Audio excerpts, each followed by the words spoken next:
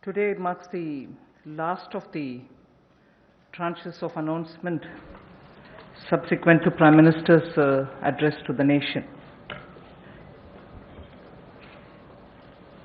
In fact, I'd like to start by quoting Prime Minister's some words of Prime Minister's speech that day, because what I'm planning to say today is very much pegged to that aspect of his speech. And I quote, "As a nation today, we stand at a very crucial juncture."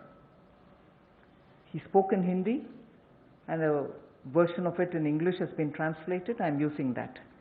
As a nation, we stand at a very crucial juncture. Such a big disaster is a signal for India. It has brought a message and an opportunity. Unquote. He also used the expression crisis and an opportunity. That again leads to me to refer to his expression that we need now to build an Atmanirbhar Bharat. So, laying the foundation for what I want to say today, a little again quote from the Prime Minister. Quote, "In order to prove the resolve of a self-reliant India, land, labor, liquidity and laws all have been emphasized in this package." So, a message from the pandemic, the challenges that it throws, the crisis and the challenge, and also looking at a self-reliant Bharat, an India which is going to be strong enough to meet the global challenges, but primarily looking at land, labor, liquidity and laws to bring that strength back to India and build a Atmanirbhar India. So, in the last 4 days of announcements, particularly the last 2 days, have had several reforms addressing the land, labor, liquidity and the laws. Today, we will be continuing in that series. PM also had said, "Jaan hai to jahan hai." Soon after announcing the lockdown, we had come with the PM Garib Kalyan package in order to immediately reach out to those who wanted food, who need food. We were not doing a favor to them, it was our duty. So we quickly went in to give next 3 months the requirement of grains as per the PDS, plus free grains also, because we didn't want them to scout for money to go and search for grains. Pulses were also given for 3 months in advance. And here, I would want to say a word in appreciation of the efforts that the Food Corporation of India, NAFED and the state governments all together put in, facing the logistics challenge that this posed, upfront giving all the grains and the pulses as promised to everybody who needed it as per the cards in every nook and corner of the country. It was a logistic challenge. Although the FCI and the NAFED and the state governments are quite adept at doing it, but all at one go upfront was a major issue because huge quantities had to go. But notwithstanding the lockdown, I again want to say the FCI, the NAFED and the state governments all came into the picture, made sure that the quantity of grains were lifted and gave them the workers who couldn't travel back, who actually could procure the grains from their cards. But there were also workers who couldn't go back to their homes, who stayed in the camps, because PM had very clearly said early, in one of his early messages, stay where you are. And state governments ensured that they prepared meal, NGOs participated in this, charitable organizations also made sure that these workers who are not able to go back home are attended to. Many employers also kept their workers in their own premises and gave them food and place to be.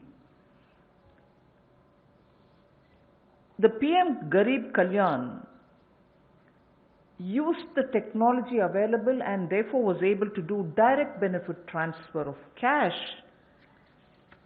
for the various categories. I just want to quote some of these numbers now before I begin today's issue, because of the size of what is shown in these figures. The number of people to whom directly to their accounts money could reach because technology, direct benefit transfer technology, was in time adopted and implemented with such missionary zeal over the last 4 years. Otherwise, this wouldn't have been possible at all. PM Kisan beneficiaries as of 16th May, I'm strictly talking about the announcements and their impact. One-time transfer of 2,000 rupees each has reached 8.19 crore farmers, and that amount is about 16,394 crores. NSAP beneficiary, the old age and others, first installment 2.812 crores of people, 1,405 crores of rupees in the first installment, again 1,402 in the second installment.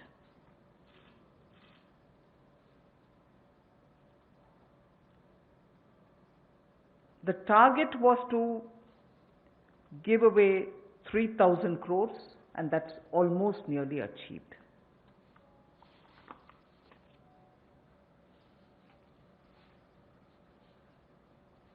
Jan Dhan account holding women under the PM Garib Kalyan were credited into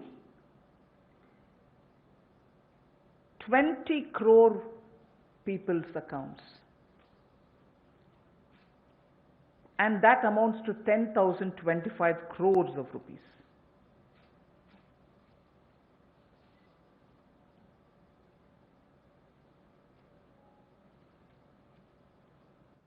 The building and construction workers received their financial support amounting to 3,950.35 crores, and their number, the building and construction workers' number, is 2.20 crores. Imagine each one of these numbers and their implication in terms of size.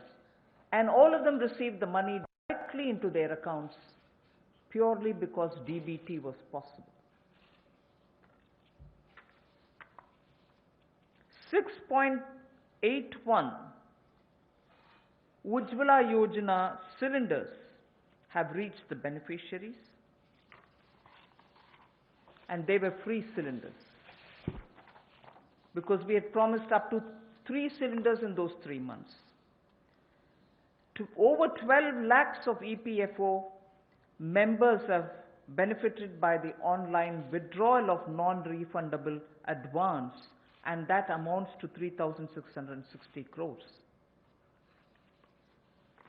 So I can further go with the numbers, but just to highlight what the technology-driven DBT has given us at a time of emergency, a pandemic. And that is something which I want to draw your attention to. We immediately responded by giving food grains, cooking gas, cash where it was required, and immediately, that is. And most of them were front-loaded also.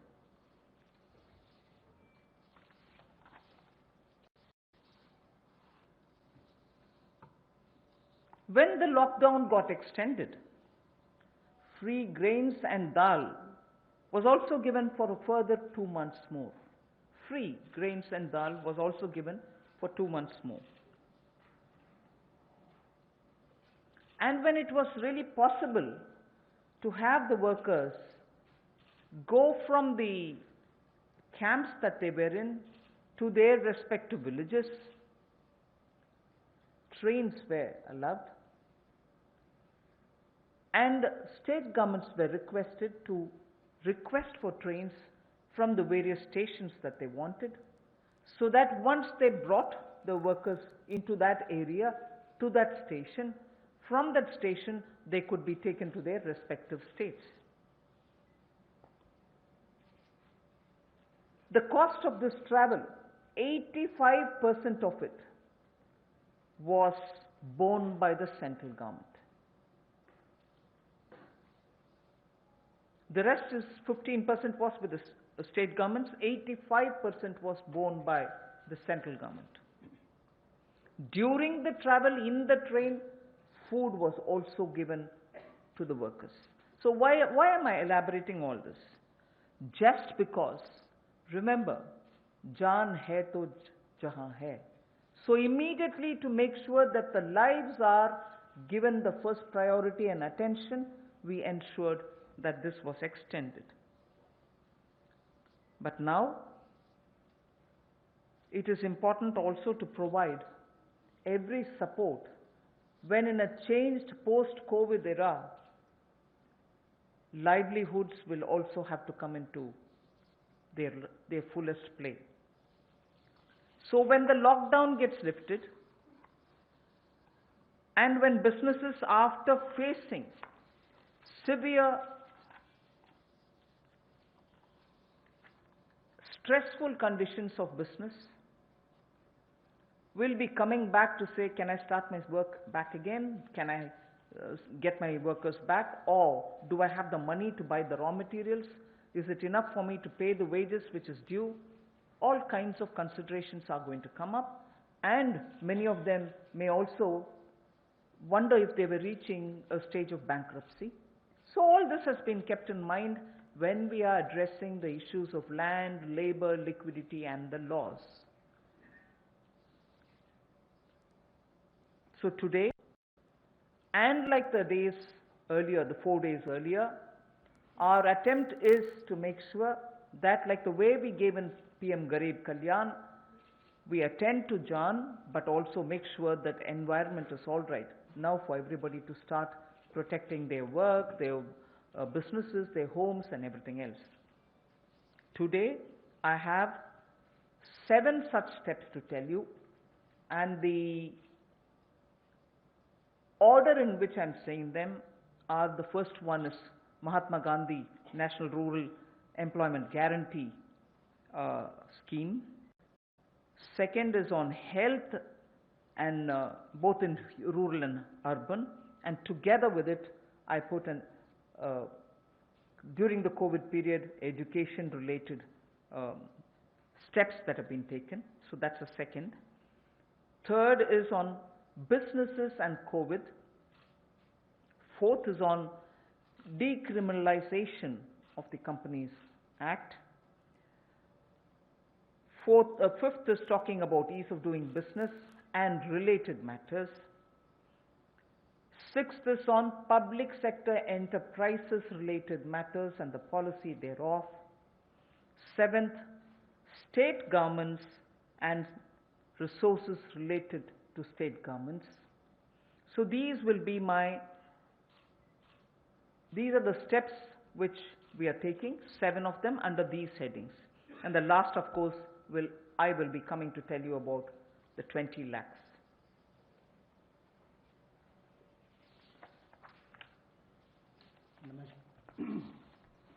नमस्कार। आत्मनिर्भर भारत अभियान में माननीय प्रधानमंत्री जी ने हम सबके सामने बात रखी, देश के प्रति संबोधन किया। उसको देखते हुए हमने पिछले कुछ दिनों में वो कदम उठाए जो रचनात्मक और उपयोगी हों। We have taken steps which were constructive and productive, और योजनाबद्ध तरीके से हमने काम किया है। We have worked with a targeted approach in the last couple of months, और जैसा वित्त मंत्री जी ने कहा और माननीय प्रधानमंत्री जी ने भी कहा कि चुनौतीपूर्ण समय में भी संकट में अवसर देखने का काम किया है और पिछले 5 दिनों में उन सबकी रूपरेखा आप सबके सामने रखी है। आत्मनिर्भर भारत का 20 लाख करोड़ का पैकेज और इसके साथ जो रिफॉर्म्स हम एक बड़ा बदलाव लाने के लिए और संबल प्रदान करने के लिए लाए हैं, वो पिछले कुछ दिनों में उसकी रूपरेखा हमने आपके सामने रखी। इस पैकेज में सभी वर्गों का ध्यान रखने का प्रयास किया गया है, चाहे वो किसान हो, बागवान हो, महिला हो, मजदूर हो, उद्यमी हो, युवा हो, इन सबके लिए ही, व्यापारी कर्मचारी तक के लिए भी उसका इसमें ध्यान रखा गया। और सबसे पहले ध्यान स्वास्थ्य की सुविधाएं देने के लिए प्रधानमंत्री जी ने घोषणा की थी। फिर प्रधानमंत्री गरीब कल्याण पैकेज को हम लेकर आए 1,70,000 करोड़ का, और उसमें भी अगर आप आज तक देखें तो सबसे पहले राशन देने का काम, अनाज देने का काम जो पूरे देश भर की राज्य की सरकारों और यूनियन टेरिटरीज के माध्यम से किया, तो 80 करोड़ लोगों को मुफ्त में 5 किलो गेहूं और चावल देने के लिए हमने इस योजना को लेकर आए और इनके परिवारों को 1-1 किलो दाल देने का काम भी किया और प्रति व्यक्ति 5-5 किलो गेहूं चावल। इसके अलावा गैस की कमी ना हो, ऐसे 6 करोड़ 81 लाख रसोई गैस के सिलेंडर और इसमें 8,429 करोड़ रुपया इन बेनिफिशरीज के खाते में डायरेक्ट बेनिफिशरीज ट्रांसफर के माध्यम से किया गया है। किसानों के लिए पीएम किसान योजना के माध्यम से 8 करोड़ 19 लाख किसानों के खातों में 16,394 करोड़ रुपया ट्रांसफर कर दिया गया है। नेशनल सोशल असिस्टेंस प्रोग्राम जो वृद्ध, विधवा, अपंग के लिए किया जाता है, उसमें भी 2 करोड़ 81 लाख बेनिफिशरीज को 2,807 करोड़ रुपये अब तक ट्रांसफर कर दिया गया। कुल इसमें 3,000 करोड़ ट्रांसफर करना था। प्रधानमंत्री जनधन योजना खाते जो लगभग 20.5 करोड़ लोगों के हैं, महिलाओं के हैं, जिसमें शहरों में भी 2 करोड़ महिलाओं के खाते इसमें आते हैं, इसमें 40 करोड़ 54 लाख ट्रांसफर करके कुल 20,267 करोड़ रुपया ट्रांसफर कर दिया गया है। और building and construction fund 2 crore 20 lakh beneficiaries को 3,950 करोड़ रुपया ट्रांसफर कर दिया। अब प्रवासी मजदूर अपने घरों में वापस कैसे जाएं? रोज की 300 गाड़ियां हमने रेलगाड़ी उपलब्ध करवाई हैं। जिस राज्य ने जितनी मांग की उसको उतनी उपलब्ध करवाई जा रही है। और इसमें जो मजदूर वापस गए उसमें 85% पैसा केंद्र सरकार ने खर्च किया ताकि मजदूरों पर कोई बोझ ना आए। रास्ते में खाना दिया। मोदी जी ने जहां एक और राशन देने का काम किया 80 करोड़ लोगों को, वहीं पर रेल की सुविधा भी 85 करोड़ पैसा केंद्र की सरकार ने किया। अब जो 8 करोड़ प्रवासी मजदूर हैं उनके लिए भी 35 करोड़ रुपए की योजना अलग से लाए कि उनके लिए भी राशन की कमी कहीं ना हो, तो गैस सिलेंडर भी दिया है। ये अपने आप में दिखाता है हमने कहीं कमी नहीं रखी। और ऐसे 12 लाख लोगों ने ईपीएफओ में से अपने 3,360 करोड़ रुपया पिछले 2 महीनों में निकालने का काम किया। ये सब कदम उस दिशा में है ताकि संकट की घड़ी में भारत के किसी व्यक्ति को कोई मुश्किल ना आए। हो सकता है कहीं थोड़ी बहुत कमियां रही हो, लेकिन प्रयासों में कोई कमी आगे भी नहीं छोड़ी जाएगी। अगर एमएसपी खरीद पर देखा जाए तो 74,300 करोड़ रुपया उस पर भी खर्च किया गया था। और जो 4.25 लाख करोड़ के ऋण किसानों ने लिए थे उसमें भी 3 महीने का मॉरेटोरियम अलग से दिया गया। 86,000 करोड़ रुपए के ऋण किसानों को पिछले 2 महीनों में दिए गए ताकि उनको फसल के समय कोई दिक्कत ना आए। और राज्यों को भी पैसा हजारों करोड़ रुपये उपलब्ध कराया ताकि खरीद हो सके। ज़्यादा इस पर लंबी बात ना करता हुआ आज हम आपके सामने कुछ रिफॉर्म्स लाए हैं जिससे अर्थव्यवस्था को और बल मिलेगा, और इसकी जानकारी माननीय वित्त मंत्री जी आपके सामने रखेंगे। So before I start on today's reforms and enabling measures, I would like to show what we have done in the last 2 months, particularly as regards containment of coronavirus, and also the way in which at that time businesses don't get affected by the compliance burden, and also make sure that children, school-going children, do have some technological support in conducting their classes, in having their classes conducted. So if we can start off with the slides. The health-related steps that have been taken are shown in this slide. 15,000 crores was declared by the Prime Minister as released, and from that 4,113 crores have been released to the states. Essential items of 3,750 crores were bought. Testing labs and kits were also brought in. Insurance cover, which is the most important thing there, insurance cover of 50 lakhs per person for health professionals under Pradhan Mantri Garib Kalyan Yojana was announced. Also making sure that telemedicine comes into play. There was a rollout of e-Sanjeevani, which is a teleconsultation service, and capacity building exercises have also been taken up through virtual learning modules. Then protection of health care workers required an amendment in the Epidemic Diseases Act, which is a fairly an old act, but amendments have been made.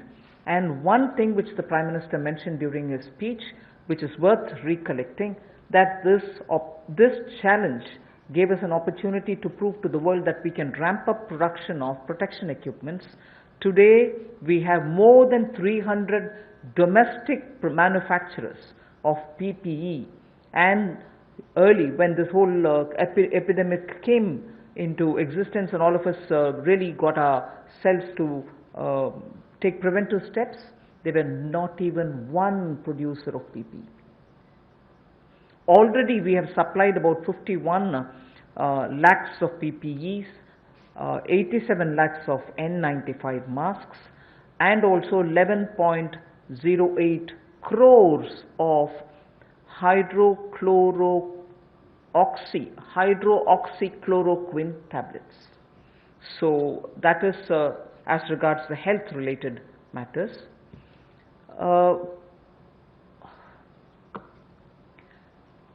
Ease of doing business, quite a few things have happened, but because I'm going to elaborate it as part of my package, I will not attend to it now. You can go over to the next slide.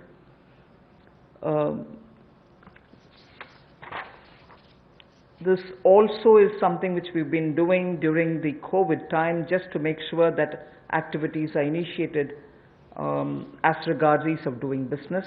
I'll again come back to it when I'm getting in to talk about the package. The next slide.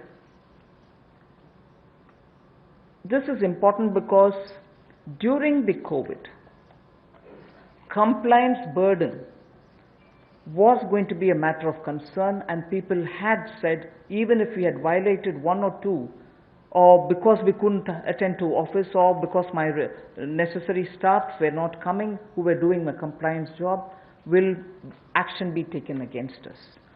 So today we have been joined by Secretary Corporate Affairs also.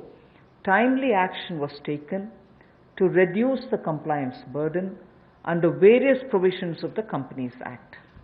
As well as that, companies could conduct, this is a very important technological advantage which we have used, like the DBT. We have said companies could conduct their board meetings, their EGMs and AGMs virtually using technology through video conferences, and the latest order pertains to the fact that even rights issues can be done leveraging the strength of Digital India. This is a major step forward in corporate governance.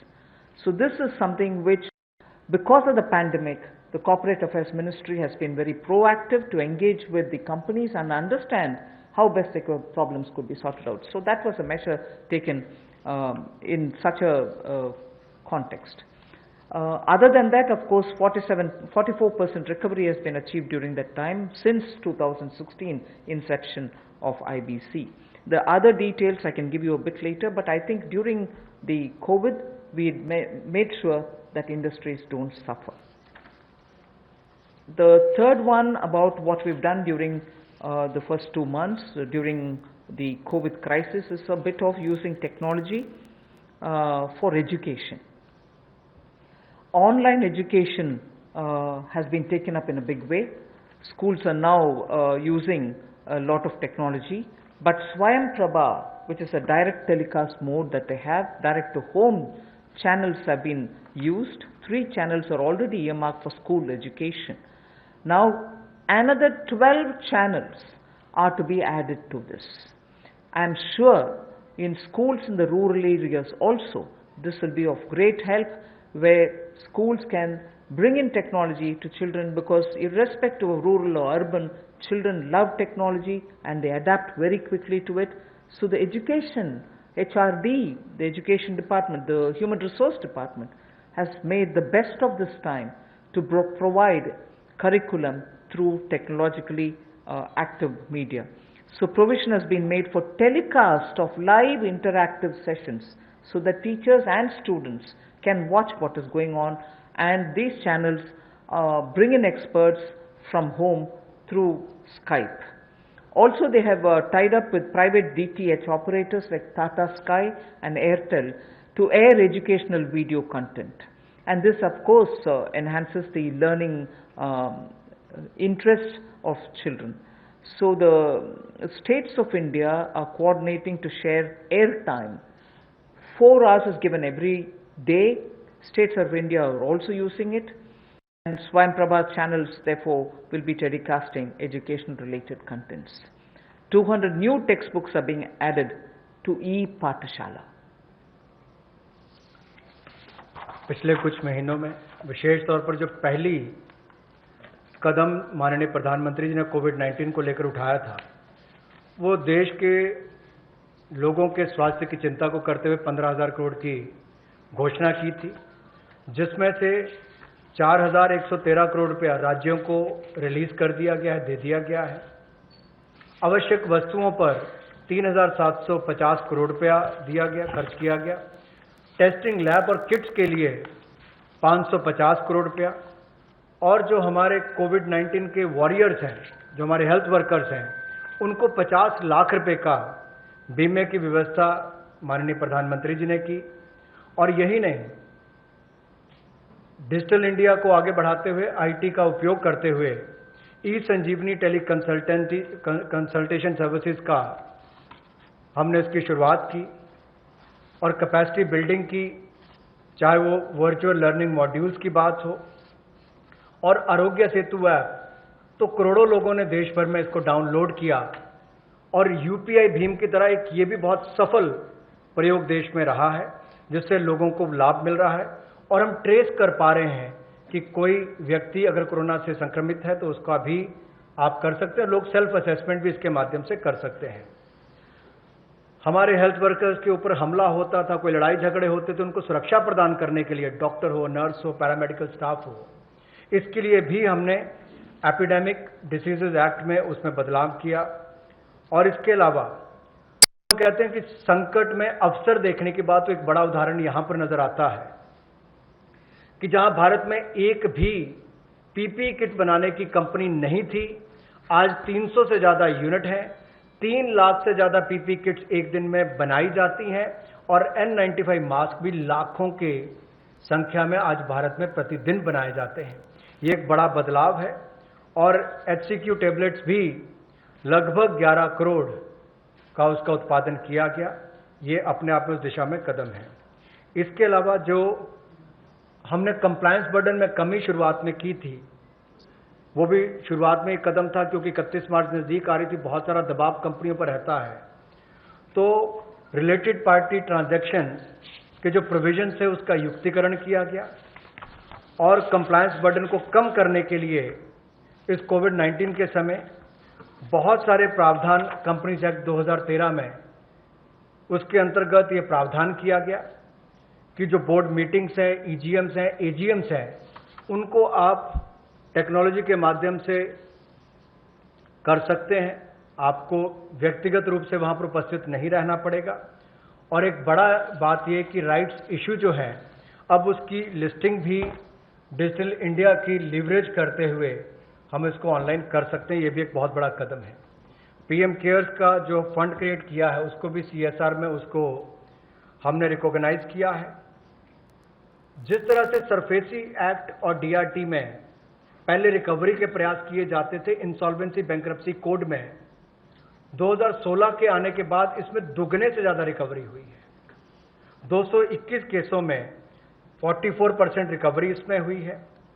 Admitted claims जो है वो लगभग 4 लाख 13,000 करोड़ के हैं और जो वसूली योग्य रकम है वो लगभग 1,84,000 करोड़ है और जो 13,556 केसेस हैं उसमें लगभग 5 लाख करोड़ रुपया एडमिशन से पहले ही जो ऐसी उसकी अमाउंट थी उससे पहले विड्रॉ इतने केसेस को कर लिया गया। ये भी एक बहुत बड़ी बात उस दिशा में है। शिक्षा के क्षेत्र में टेक्नोलॉजी का उपयोग कैसे हो, अब एक मीडिया में भी चर्चा थी, सोशल मीडिया में भी, कि गरीब के बच्चे तक कोविड-19 के समय शिक्षा की व्यवस्था कैसे पहुंचाई जाए। ये चुनौतीपूर्ण समय है, लेकिन हमारे एचआरडी मंत्रालय ने इसको बड़ी जिम्मेदारी और गंभीरता के साथ लिया और प्रधानमंत्री जी के निर्देश पर अगर कुल मिलाकर देखा जाए, जैसे स्वयं प्रभा डीटीएच चैनल पहले चलते थे, आज भी चलते हैं, वो मदद और सहयोग करने के लिए उसके माध्यम से इन लोगों तक पहुंचा जाएगा जहां पर इंटरनेट की सुविधा नहीं है और इसके लिए 3 चैनल्स को चिन्हित कर लिया गया है शिक्षा प्रदान कराने के लिए और 12 और नए चैनल्स को इसमें जोड़ दिया जाएगा। यही नहीं, लाइव इंटरैक्टिव सेशंस इसका टेलीकास्ट भी हो सके, इसका प्रावधान भी एक्सपर्ट्स के माध्यम से किया गया ताकि स्काइप के माध्यम से आप इसका कर सकें।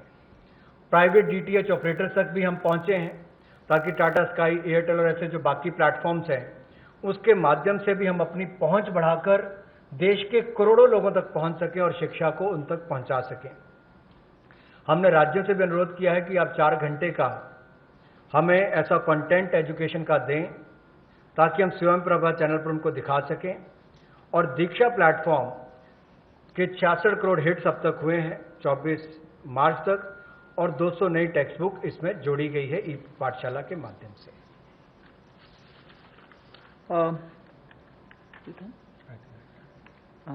We move to the first of the 7.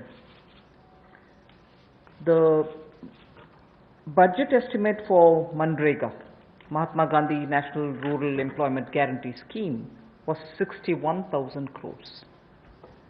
We know, and I yesterday referred to it, even day before we spoke about it, a lot of workers are going back to their villages and we've made provision so that they can also join in if they want to enroll in Manrega. So, government will now allocate an additional 40,000 crores. This way, we'll ensure that during the monsoon season, and since many of them have gone back to their villages, and if they enroll, they will get the jobs. So 40,000 crore of rupees is additionally given over and above the BE. माननीय प्रधानमंत्री जी ने जहां प्रवासी मजदूरों को अनाज देने के लिए चिंता की, वापस जाने के लिए ट्रेन का 85% तक खर्चा केंद्र सरकार ने उठाया, रास्ते में अनाज राशन भी दिया, खाने की व्यवस्था भी की। अब जब वो वापस अपने घर जाएंगे तो काम की कमी ना हो, इसके लिए 300 करोड़ % ज़्यादा इसमें जनरेट होंगे और इसके लिए 40,000 करोड़ रुपए का अतिरिक्त प्रावधान भारत सरकार ने किया है ताकि ग्रामीण क्षेत्रों में रहने वाले जो हमारे यहाँ से प्रवासी मजदूर वापस गए उनको काम की कोई कमी ना आए और आय के साधन भी हो सके। We now go to the second, which is ramping up the health infrastructure. After all, as I said, if there was this crisis, if there was this challenge, we also should see the opportunity and be ready to face any future emergency situation that may arise. Health reforms and initiatives have been put in place. Public expenditure on health will be certainly increased. Investments at the grassroots level will be ramped up for health and wellness centers, both in the rural and urban areas. Remember that we had been talking about wellness centers so that they can be in tier 2 and tier 3 cities, and particularly giving focus in aspirational districts. We also spoke about the viability gap funding for the social infrastructure only yesterday. So we will be ramping up all the wellness centers and health infrastructure. All districts will have an infectious diseases block in their hospitals. All districts. Then lab in Delhi we have a lot of packed labs moving around and which facilitates people's lives. Lab networks in rural areas are not adequate. So public health labs will be set up at all block levels, not just in district, but block levels we will have public health labs. So I recall Prime Minister did say this pandemic is a challenge, this or any pandemic, if at all it poses a challenge, we need to be ready, Atma Nirbhar, in hospitals, at the block and at the district levels. So there is a lot of emphasis being now given for setting up hospitals and also labs, diagnostic labs and testing labs, both with private and public funded opportunities. स्वास्थ्य के क्षेत्र में हम जो नए reforms या initiatives लेने वाले हैं, उसमें ये भी प्रयास है कि ग्रामीण स्तर पर, जमीनी स्तर पर हम ऐसी सुविधाएं उपलब्ध कराएं, ऐसा आधारभूत ढांचा स्वास्थ्य के क्षेत्र में बनाएं जो आपको स्वास्थ्य की सुविधा तो दे, लेकिन महामारी वाली परिस्थिति में भी वो लड़ने की क्षमता रखता हो, उसमें उस तरह की सुविधाएं आने वाले समय में बने। इसके लिए सरकारी व्यय को स्वास्थ्य के क्षेत्र में बढ़ाया जाएगा और स्वास्थ्य संस्थानों के लिए जो जमीनी स्तर पर है उसमें और हेल्थ और वेलनेस सेंटर को ग्रामीण और शहरी क्षेत्रों में और सेमी अर्बन जो अर्ध शहरी क्षेत्र है उसमें भी बढ़ावा दिया जाएगा। सभी जिला स्तर के अस्पताल जो हैं उसमें भी इन्फेक्शियस डिसीजेस के लिए, ताकि भविष्य की महामारी से लड़ने की क्षमता उनकी बने, उसके लिए कदम उठाए जाएंगे। जो लैब नेटवर्क है उसको भी और मजबूत किया जाएगा और एकीकृत पब्लिक हेल्थ लैब्स सभी जिलों में और ब्लॉक लेवल्स पर यानी कि खंड स्तर पर इनको बनाया जाएगा ताकि आने वाले समय में महामारी से लड़ सकें। और शोध को वृद्धि देने के लिए, रिसर्च को वृद्धि देने के लिए national institutional platform for one health ये ICMR के माध्यम से होगा और नेशनल डिजिटल हेल्थ मिशन इसका पूरा ब्लूप्रिंट तैयार करेगी। Along with health, as my second point, Manrega was the first, now this one is the second, health and education. The next slide shows you what efforts have been made as a result of learning from the pandemic experience. PM eVidya program for multimode access to digital online education will be launched immediately, and this will consist of Diksha, which gives a one nation, one digital platform facility, and this is for school education. One earmarked TV channel for each class from class 1 to 12. One earmarked TV channel per class, one channel will also be part of this. Then there will be extensive use of radio, community radio and podcasts. So technology in a big way into education. Extensive use will be made of radio also. Special e-content for visually and hearing impaired children. This is going to be one of the very big step forward, and I personally feel very touched by the HRD's attempt to ensure that Divyang children also get equal access to good quality education. So special e-content for visually and hearing impaired children, and the top 100 universities will be permitted and will be automatically allowed to start online courses, online courses by 30th May 2020. I remember speaking about this particular aspect during the budget also. Then of course, one very important thing, there are two other points, but I will just briefly refer to Mano Darpan. I think this is a great initiative, considering that during this lockdown period also, many students required support, psychological support, because lockdown was new to them. There was this fear, don't go anywhere, don't touch anybody, don't speak to anybody, don't take anything from anybody else. Children were definitely stressed because of this, and an initiative for psychological support of students, teachers and families, the larger thing being for mental health and emotional well-being, is being launched immediately. There are other two things, but for want of time, I would rather briefly touch this and get to the next.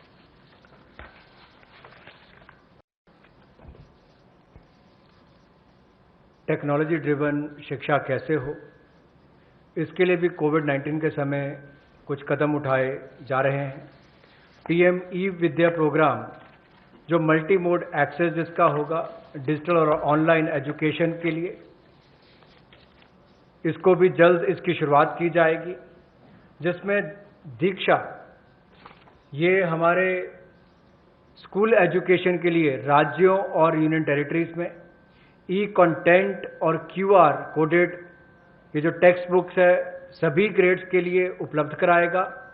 One nation one digital platform इसका नाम है। और यही नहीं, एक चिन्हित channel भी होगा प्रति क्लास के लिए, यानी कि प्रति क्लास के लिए चिन्हित चैनल होगा। So one class one channel, ये भी हम पहली से 12वीं कक्षा के लिए करेंगे। सो ये दो नए programme, one nation one digital platform, ये ई एजुकेशन के लिए, ई कंटेंट के लिए, और TV channels one class one channel ये लॉन्च किए जाएंगे। रेडियो का, कम्युनिटी रेडियो का और पॉडकास्ट का भी सदुपयोग किया जाएगा। और यही नहीं, जो हमारे दिव्यांग हैं, नेत्रहीन हैं या सुनने की क्षमता नहीं है, उनके लिए भी विशेष ई कंटेंट तैयार किया जाएगा ताकि उनको भी इस समय कोई कमी ना आए। जो 100 विश्वविद्यालय टॉप 100 यूनिवर्सिटीज हैं, उनको भी अनुमति दी गई है ताकि वो ऑनलाइन ऑटोमेटिकली अपने कोर्सेज की शुरुआत कर सकें। आज के समय आपने देखा होगा अधिकतर बच्चों का समय टीवी के सामने या अपने स्मार्टफोन्स के सामने निकल रहा है, चाहे वो पढ़ने के लिए है या बाकी सबके लिए। गतिविधियां कम हुई है, घर से बाहर जाना कम हुआ है। तो साइकोलॉजिकल सपोर्ट के लिए, स्टूडेंट्स के लिए, टीचर्स के लिए, परिवारों के लिए, मेंटल हेल्थ के लिए मनोदर्पण प्रोग्राम को भी चलाया जाएगा और उनकी वेलबींग का ध्यान रखा जाएगा। इसको जल्द शुरुआत करने जा रहे हैं। We move to the third of the 7 steps that we're talking about. This is about IBC related matters, where many businesses have got severely affected, particularly during this lockdown and also the COVID pandemic. Debts related to COVID shall be excluded from default under the IBC. This is a change which we are going to make, that any debt which is incurred or indebted situation that comes up for companies because of coronavirus, they shall not be included in the category of default. Then no fresh insolvency procedures or proceedings will be initiated up to 1 year. At the moment, I think the MCA has extended it to 6 months. We intend extending it even by another 6 months because after all, when the lockdown gets lifted immediately, you're not sure how much of business will get restored. So, no fresh insolvency proceedings will be initiated up to 1 year. For MSMEs, which is again an important step, for MSMEs, a special insolvency framework will be notified under section 240A of the IBC. One other thing which will benefit the MSMEs is the minimum threshold to initiate insolvency proceedings is now raised to 1 crore from 1 lakh, which will therefore insulate the MSMEs. This is a major step forward, and in all probability we will be going through an ordinance. Am I right, Secretary? An ordinance to achieve this goal immediately. Of course, we will go back to the Parliament once the Parliament commences to have it passed as an act. जैसे हमने MSME यानी कि मध्यम सूक्ष्म लघु उद्योग की परिभाषा को बदलकर उनको जो जंजीरों में जकड़े हुए थे उससे मुक्ति दिलाई ताकि उनका विस्तार और विकास हो सके, उनकी क्षमता बढ़ सके। अब उनके ऊपर दिवालियापन की कार्रवाई ना हो, उसको स्थगित करने के लिए भी न्यूनतम सीमा जो है वो 1 लाख से बढ़ाकर 1 करोड़ कर दी गई है। इसका विशेष लाभ एमएसएमई सेक्टर को मिलेगा, जो मध्यम सूक्ष्म लघु कुटीर उद्योग हैं। और यही नहीं, विशेष दिवालियापन रेजोल्यूशन फ्रेमवर्क को जल्द आईबीसी कोड के अनुभाग 240A में के अंतर्गत सूचित कर दिया जाएगा। और कोविड-19 की सिचुएशन को देखते हुए जैसे जैसे परिस्थितियां आगे बढ़ेंगी, कितने समय के लिए इसको निलंबित करना है, 1 वर्ष की समय सीमा इसमें दी गई है ताकि कोई नई कार्रवाई दिवालियापन की यानी कि इंसॉल्वेंसी की कोई नई कार्रवाई इस पर शुरू ना हो सके, तो उसमें भी 1 वर्ष का समय दिया गया है।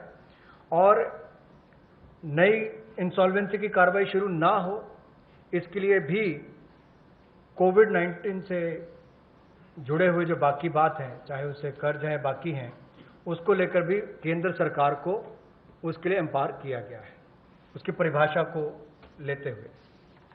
The next is related matter, but related specifically to the Companies Acts and the related defaults. That's the next slide. Just prior to the lockdown, we had announced that we shall extend all the compliance deadlines. This form has to be filled up by this deadline. You have to do this compliance by so-and-so deadline. All of them were extended, and so that procedural defaults don't take place.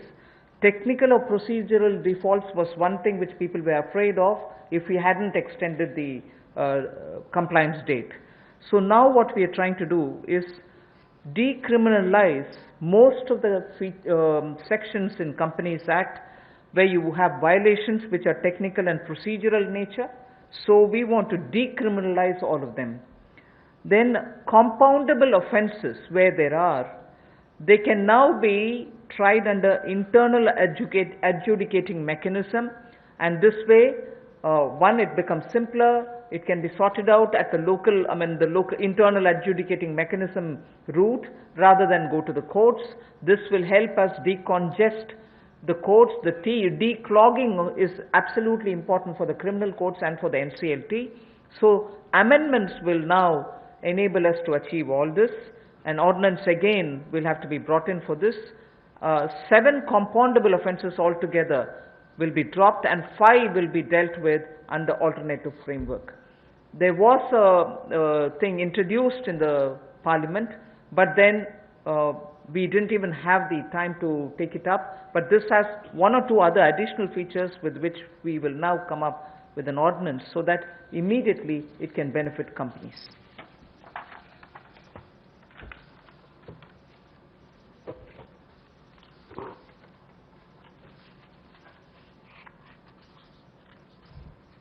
जो छोटे तकनीकी और प्रक्रियात्मक चूक होती है, उसको अब अपराधीकरण की यानी कि छोटे मोटे तकनीकी या प्रक्रिया में आपसे कोई चूक रह जाती है तो पहले उसमें क्रिमिनलाइज उसको उसके रूप में देखा जाता था, अब उसको डीक्रिमिनलाइज कर दिया गया है। जैसे आपने CSR की रिपोर्टिंग में कई कमी रह गई, या आपकी बोर्ड रिपोर्ट में छोटी मोटी कमी रह गई, फाइलिंग के समय डिफॉल्ट हो गया, AGM की होल्डिंग में थोड़ा डिले हो गया, तो अब इन सबको से बाहर कर दिया गया है ताकि इसको उसमें अपराधीकरण की सूची में ना रखा जाए। एक और बड़ा बदलाव जो है, जो कंपाउंडेबल ऑफेंसेस थे, उस सेक्शंस में भी बड़ा बदलाव लाया गया है। उसमें मेजॉरिटी में से पहले केवल 18 सेक्शंस को इंटरनल एडजुडिकेशन मैकेनिज्म के रूप में देखा जाता था, उसके अंतर्गत लिया जाता था। अब उसको बढ़ाकर 58 कर दिया है, यानी कि 40 और इसमें जोड़ दिए गए।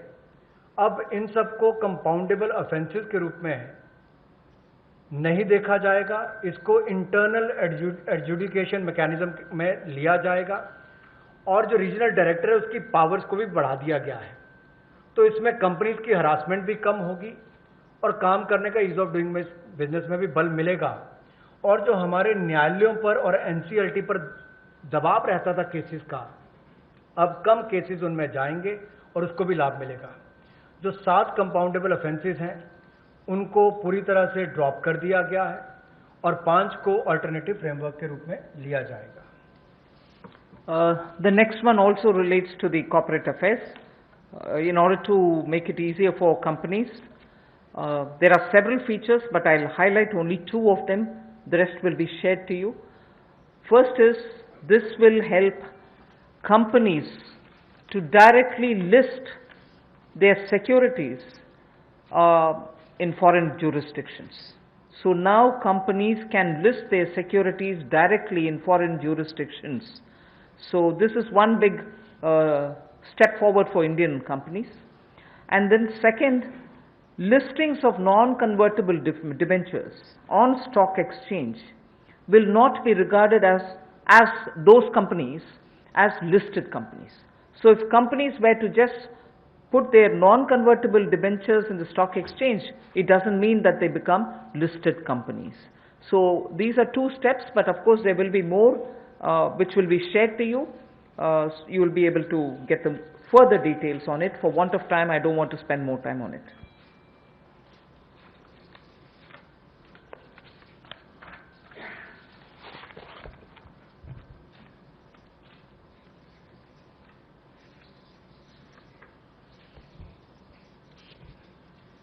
निजी कंपनियों को जो नॉन कन्वर्टेबल डिबेंचर्स को स्टॉक एक्सचेंज पर रखती हैं उनको लिस्टेड कंपनियों के रूप में नहीं माना जाएगा, लेकिन भारतीय कंपनियों को, इंडियन पब्लिक कंपनीज को ये अधिकार दिया जाएगा कि वो जायज विदेशी अधिकार क्षेत्र में अब पब्लिक कंपनीज को डायरेक्टली लिस्ट करवा सकती हैं, सिक्योरिटीज को डायरेक्टली लिस्ट करवा सकती हैं, उसकी अनुमति उनको दी जाएगी। The next one relates to a major step in that we would like to announce a public sector enterprise policy. An Atmanirbhar Bharat needs a coherent policy. All sectors will be open to private sectors also. Public sector enterprises will continue to play an important role in defined areas. We need a coherent policy because sometimes you opened up some sectors in piecemeal. This sector is open but not that. That sector has always been with public sector, it shall be with public sector. It's never available for others. So, we are coming up with a coherent policy wherein private sector will be allowed to participate in every sector available, but of course public sector will continue, and they will continue to play a very critical role. And public sector, when I say public sector, I mean public sector enterprises. Public sector enterprises will continue to play a very important role, and we shall now define the areas in which their presence will be impactfully felt. So the Government of India will announce a new policy which will broadly categorize strategic sectors and the others. And the strategic sectors in which the PSE, public sector enterprises, will be present will be notified. In those notified sectors where PSE, public sector enterprises will be present,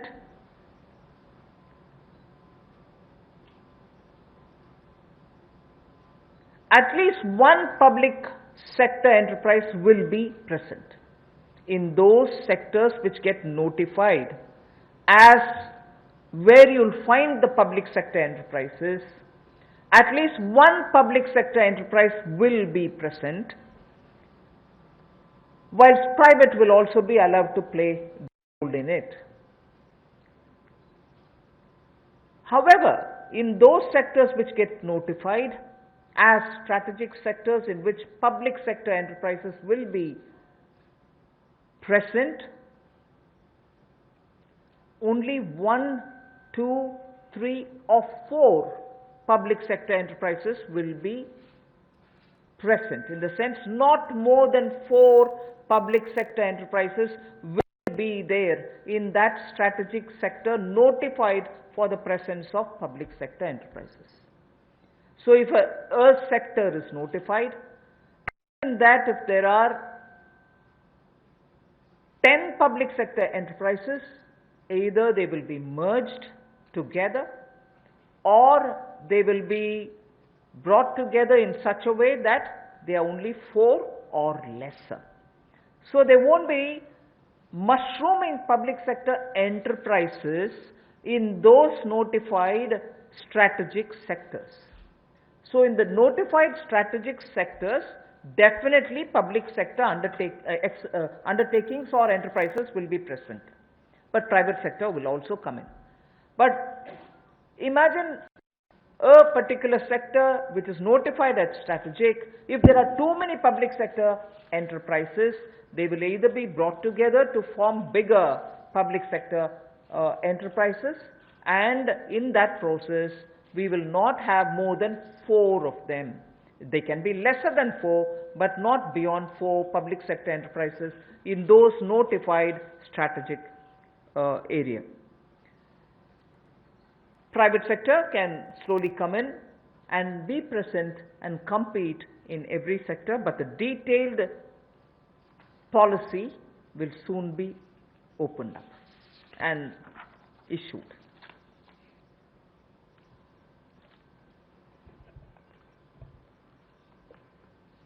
Bharat और दुनिया में पिछले कुछ दशकों में बड़े बदलाव आए हैं, इसलिए पब्लिक सेक्टर एंटरप्राइजेस को लेकर भी एक नई नीति की आवश्यकता है, जिससे हम ये तय कर पाएं कि एक लिस्ट हो जहां पर स्ट्रैटेजिक सेक्टर्स हमारे जो हैं उनको तय किया जाए, ताकि जो हमारे सरकारी उपक्रम हैं उनके बारे में क्या क्या निर्णय किए जा सकते हैं। ये जो लिस्ट स्ट्रैटेजिक सेक्टर्स की बनेगी, इसको पब्लिक इंटरेस्ट को, यानी कि जनहित को, राष्ट्रहित को और राष्ट्रीय सुरक्षा को ध्यान में रखते हुए बनाया जाएगा, और इससे बाहर जो कंपनियां रह जाएंगी उनको प्राइवेटाइज करने के अवसर दिए जाएंगे, जहां पर प्राइवेट प्लेयर्स आकर आ सकते हैं।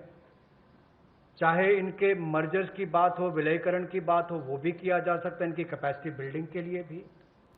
और पीएससीज को प्राइवेटाइज करने के लिए समय पर, जब उचित समय होगा, बाजार को देखकर कि कब इसका निजीकरण करना चाहिए, मार्केट के हालात और प्रशासनिक साध्यता को देखकर जनहित में वो भी लिया जाएगा।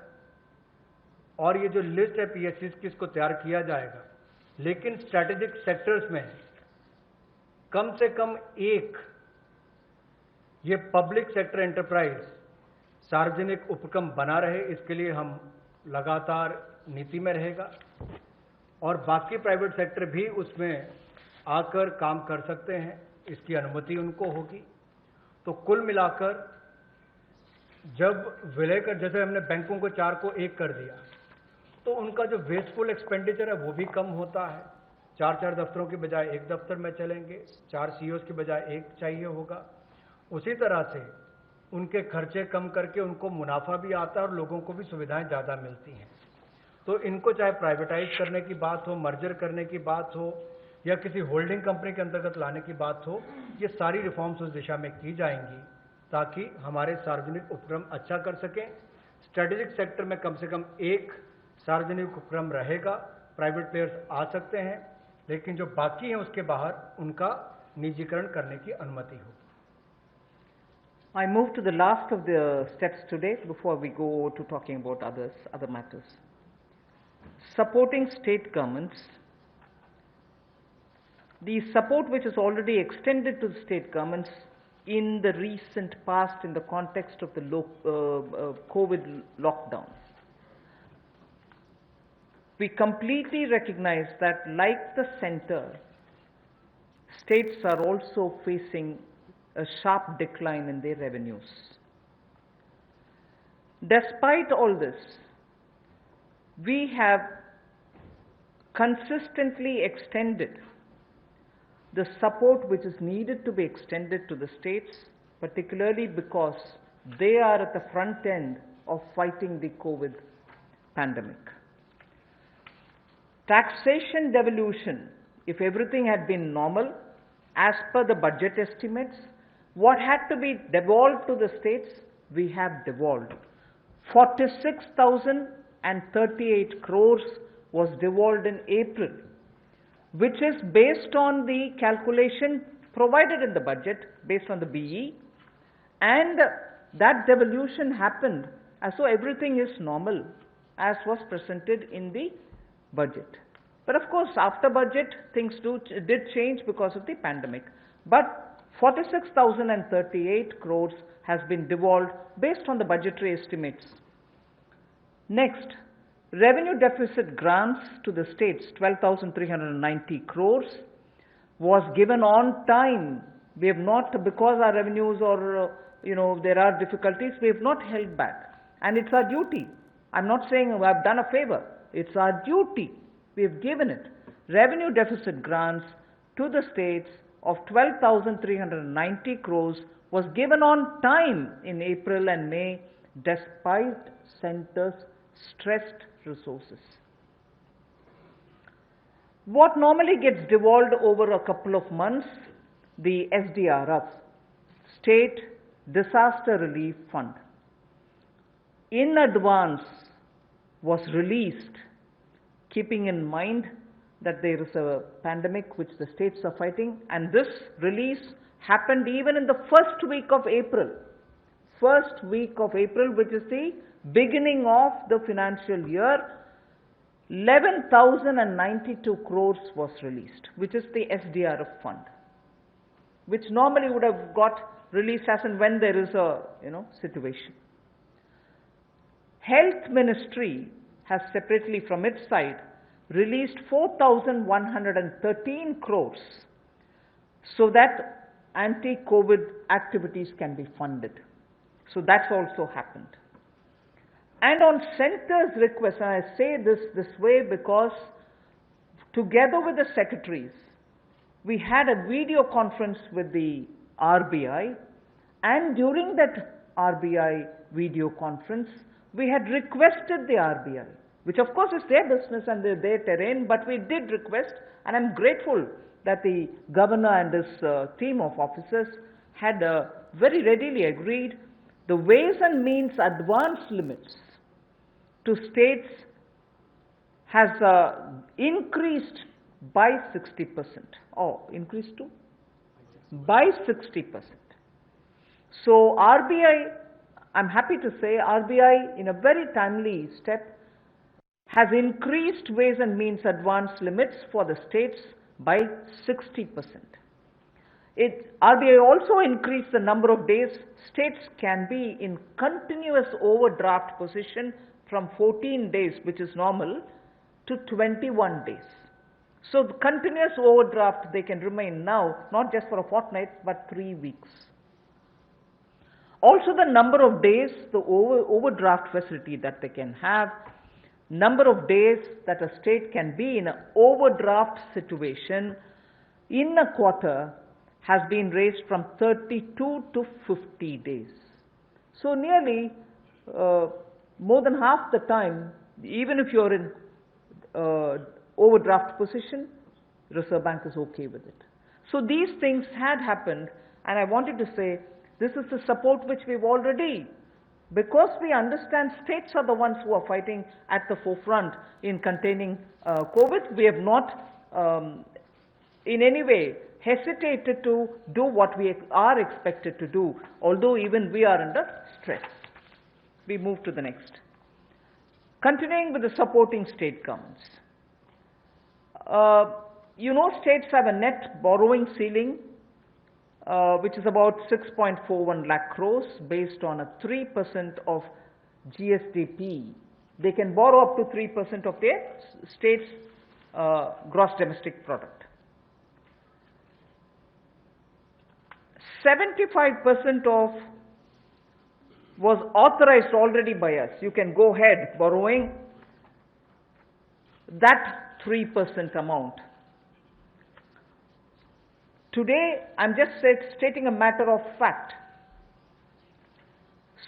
States have only so far borrowed only 14% of that limit which is authorized for them. They can always, in the first half of the year, borrow 50%. But we said you go ahead borrowing further for the first half, 75% also you borrow right at the beginning. But I'm just stating a matter of fact position that states have so far borrowed only 14% of the limit which is authorized to them. 86% of the authorized borrowing limits remain unutilized as of now.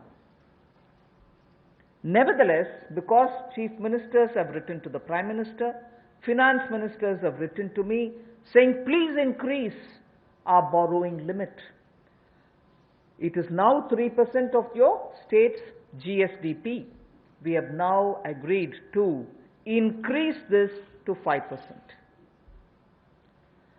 Because it's an unprecedented situation, we have acceded to the demand of the states and increased borrowing ceiling from 3 to 5%. This will give an extra 4.28 lakh crores to the states. 86% is remaining, although it is authorized, it is remaining unutilized. Only 14% has been utilized by the states. They have requested us for increasing the cap for borrowing from 3%.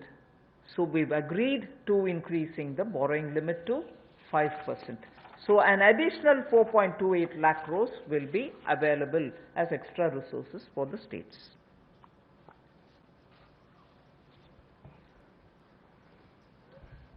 हाल ही में राज्य और केंद्र की आय में भी भारी कमी आई है और जब इस महामारी के समय में दोनों को ही बहुत आवश्यकता है तो इस समय में केंद्र ने लगातार खुले दिल के साथ राज्यों की मदद करने का काम किया है, जो हमारी जिम्मेदारी है।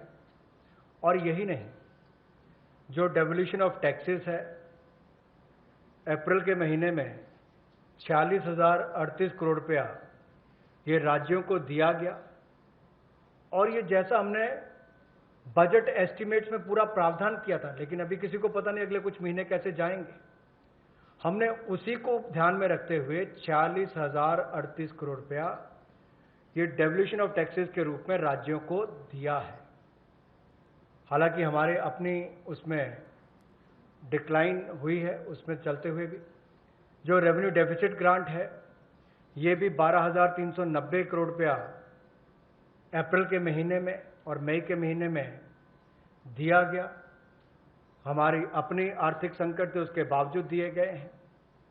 और स्टेट डिजास्टर रिस्पांस फंड ये भी अप्रैल के पहले हफ्ते में 11,092 करोड़ रुपया राज्यों को दिया गया। 4,113 करोड़ रुपया हेल्थ मिनिस्ट्री के माध्यम से डायरेक्ट एंटी कोविड एक्टिविटीज के लिए दिया गया। और जो माननीय वित्त मंत्री जी ने और हमारे बाकी अधिकारियों ने आरबीआई से वीडियो कॉन्फ्रेंस के माध्यम से आरबीआई गवर्नर से अनुरोध किया था कि राज्यों की वेज एंड मीन्स एडवांसेस को उसकी लिमिट को बढ़ाया जाए। हमारी जो मांग थी और जो राज्यों की भी मांग थी, ये तो राज्यों की मांग के अनुरूप या उससे ज़्यादा भी हमने वेज एंड मीन्स एडवांसेस की लिमिट को 60% बढ़ाया है। और जो नंबर ऑफ डेज कि कितने दिन तक लगातार राज्य ओवरड्राफ्ट रख सकते हैं, उस सीमा को भी 14 दिन की बजाय 21 दिन किया गया।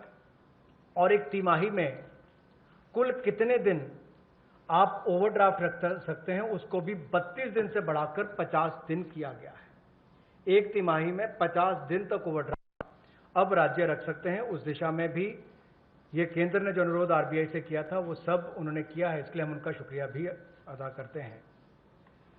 अब जो नेट बोरिंग की बात आती है उसमें राज्यों ने मांग की थी कि जो उनका सकल राज्य घरेलू उत्पाद है उसके 3% की बजाय, यानी कि उनकी जीएसडीपी के 3% की बजाय उससे बढ़ाकर उनको अवसर दिए जाए। तो इसमें भी माननीय वित्त मंत्री जी और प्रधानमंत्री जी ने जो राज्यों की बोरिंग की सीलिंग है उसको बढ़ाया है और इसको 3% से बढ़ाकर विशेष बढ़ोतरी की है। 3% से बढ़ाकर 5% किया है, जो लगभग 70% की वृद्धि है। लेकिन जो अभी भी हमने इससे पहले उनको अनुमति दी थी कि जो आपका 3% भी है, आप उसका ज़्यादा पैसा पहले रेज कर सकते हो, पहले तिमाही में, इन 2 महीनों में। उसमें भी जो 75% उनको ऑथराइज किया था मार्च महीने में, और राज्यों के ऊपर हमने छोड़ दिया था कि आप जितना लेना चाहें 75% तक आप ले सकते हैं, उसमें भी केवल 14% तक ही उन्होंने अपनी जो ऑथराइज लिमिट थे उसका बोरो किया है। 86% अभी तक भी उन्होंने उसका इस्तेमाल नहीं किया। लेकिन उसके बावजूद हम इसको 3% से बढ़ाकर 5% कर रहे हैं। ये अपने आप में एक बड़ी कदम उस दिशा में लिया है जो केंद्र ने राज्यों की मदद करने के लिए लिया, और जो उनकी मांग थी उसको पूरा भी किया है। इससे राज्यों को 4,28,000 करोड़ रुपया अतिरिक्त संसाधन मिलेंगे, जिससे राज्यों को बहुत बल मिलेगा। I move to the next one, which is also about the state governments and the extra borrowing limits that we are extending. Part of the borrowing will be linked to specific reforms. From 3 to 5 is the increase. From 3 to 3.5, unconditionally we extend. The next 1%, which is up to 4.5%, we will release in 4 tranches of 0.25%, each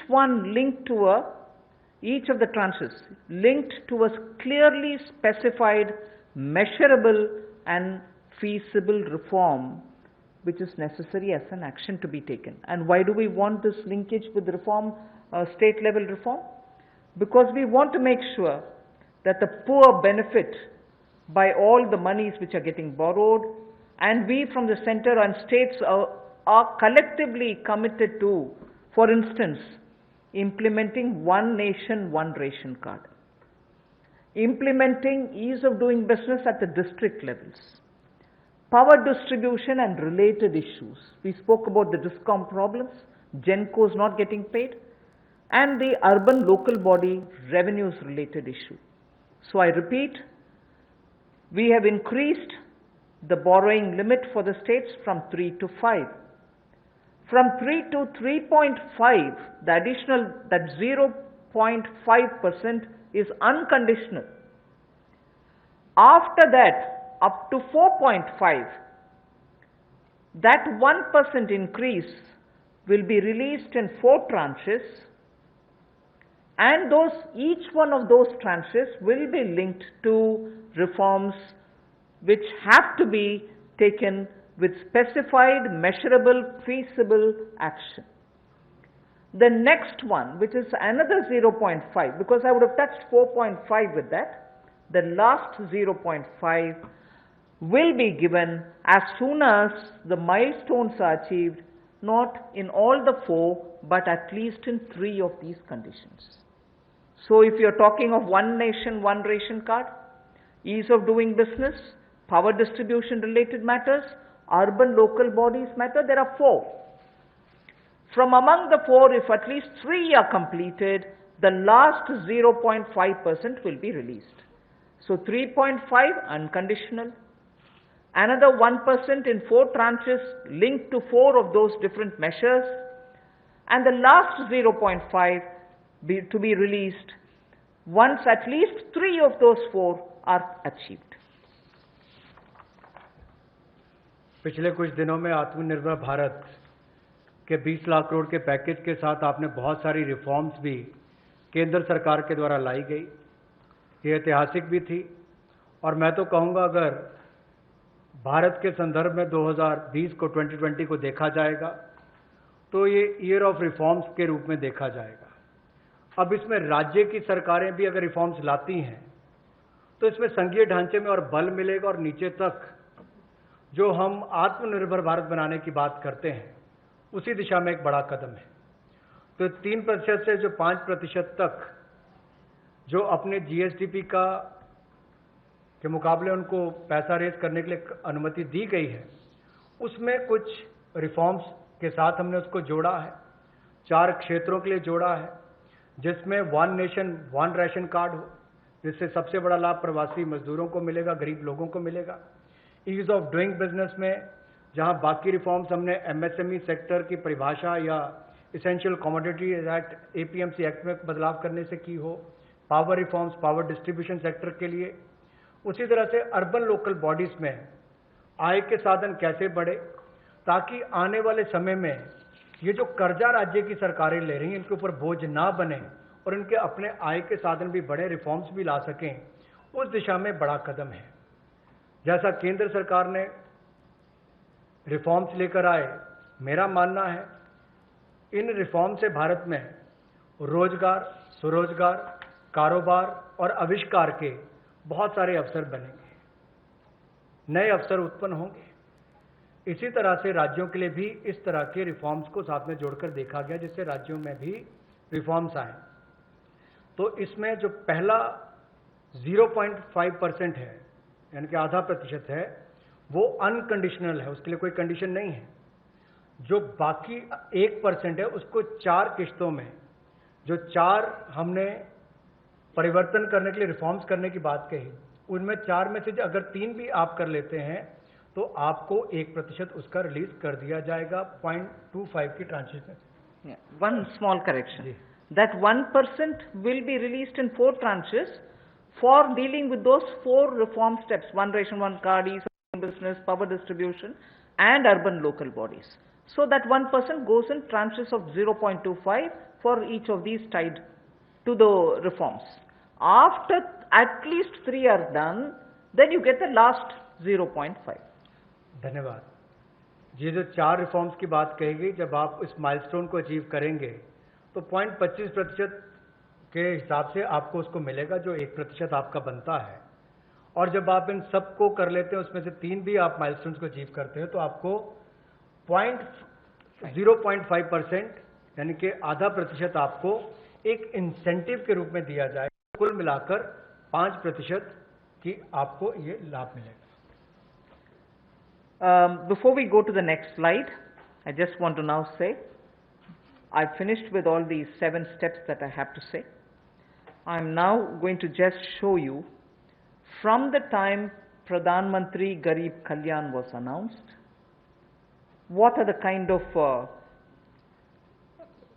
measures we have taken in numbers. That will be of great interest to you all, because I remember many of you, my friends, have been asking from day one, what's this 20 lakh? You have the answers today. Stimulus from earlier measures, which is the one which starts from Garib Kalyan. This does not include any of those 4 days before today. Today is the 5th day. So these 5 tranches are not yet shown here. Revenue lost due to tax concessions, which were announced as of March 22nd, is about 7,800 crores. I'm not getting into the details now. Then you have Pradhan Mantri Garib Kalyan package, which is at 1.70,000 crores. And then the health sector announcement, which was 15,000 crores, totaling to 1,92,800 crores. I can see a lot of our friends sitting up, getting to the edge of their seats. We are giving you all the details, not to worry. Okay, so this is before we even started talking about the 5 tranches. This is before the Prime Minister even spoke about a stimulus package. And this actually leads to all those poor need food, poor should not be hungry, poor should have at least some money in hand, poor should be given medical help, they should be treated for preventing COVID, they should be attended to, they should have, if they are staying in camps, food to be given, and so on. And also for those small businesses who can't do compliance, and so on. So this is part of the stimulus, although it came before Prime Minister's speech. Somnathan, you're all right with me going over to the next few slides? All of you are all right? Okay. We now go tranche by tranche. The next slide will show you, when I say part 1, it means tranche 1. Okay? Emergency working capital facility for businesses, including the MSMEs, 3 lakh crores, where we are giving 100% guarantee. Subordinate debt for stressed MSMEs, again Government of India guarantee, 20,000 crores. Funds of funds for MSME, that is up to 50,000 crore. EPF support for business and workers, 2,800 crores. Reduction in EPF rates, 6,750 crores. Special liquidity scheme for NBFCs, HFCs, Housing Finance Corporations, and microfinance institutions, 30,000 crores. Partial credit guarantee scheme, which is the second version because we had announced one earlier, for liabilities. The earlier one looked at the asset side. This one looks at the liability side. And earlier it was probably guaranteed 10%. This time it is 20% guarantee for the first loss. So NBFC, HFC and MFIs, 45,000 crores. Liquidity injections for DISCOMs, 90,000 crore. Reduction in TDS and TCS rates, down by 25%, 50,000 crores. So all this takes the first day announcements total to 5,94,550 crores. Can we move to the second? Second tranche, free food grain supply to migrant workers for 2 months, which I did repeat now. First tranche per PM Garib Kalyan, but the second one, 3,500 crores. Interest subvention which I announced for the Mudra Sishu loans, 1,500 crores. Special credit facility to street vendors. 50 lakh street vendors were to benefit out of it. Each would get up to 10,000 rupees. I had announced it earlier. That takes 5,000 crores. The CLSS Middle Income Group Housing Program, 70,000 crores. Additional emergency working capital, which we said will benefit small and marginal farmers, 30,000 crores. Then I spoke of Kisan Credit Card and additional credit which we want to extend to 2.5 crore farmers. That sixth item, which refers to KCC, was to benefit 2.5 crore small farmers,